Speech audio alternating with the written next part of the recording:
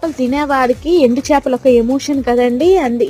ఈ సోది లేకుండా సుత్తి లేకుండా ఎండు చేపలు టమాటా కర్రీ ఎలా చేయాలో చూద్దాం రండి. ముందుగా ఎండు చేపలు నీట్గా వాష్ చేసుకోవాలి. తర్వాత కడాయి పెట్టి అందులో ఆనియన్స్ని కట్ చేసి కొంచెం పెద్దగా కట్ చేసి వేసుకోవాలండి. ఎండు చేపలు ఉప్పు మాత్రం వేయకూడదండి ఎక్కువ, ఓన్లీ ఆనియన్స్కి సరిపడినంత ఉప్పు మాత్రమే వేయాలి. తర్వాత ఆనియన్స్ వేగాక మనం కరివేపాకు, అవి వేగాక అల్లం వెల్లుల్లి పేస్ట్ వేసి అది కూడా పచ్చివాసన పోయిన వరకు వేయించి తర్వాత మనం టమాటాలు వేసి ఇవి పసుపు ఉప్పు వేసి ఇవి వేగిన తర్వాత మనం ముందుగా కట్ చేసుకున్న ఎండు చేపలని వేసి ఇవి 15 నిమిషాలు 15 నిమిషాలు అవసరం లేదు, ఒక 5 నిమిషాలు ఫ్రై అయిన తర్వాత తాలింపులో మనకు కావాల్సినన్ని వాటర్ వేసి వీటిని ఉడికించుకోవాలండి. తక్కువ వాటర్ వేయాలి. లాస్ట్లో కారము మసాలా చికెన్ మసాలా వేసి దించితే సూపర్గా ఉంటుంది. వేడి వేడి అన్నంలో ఎండు చేపల కర్రీ కలుపుకొని తింటే సూపర్ టేస్ట్గా ఉంటుందండి.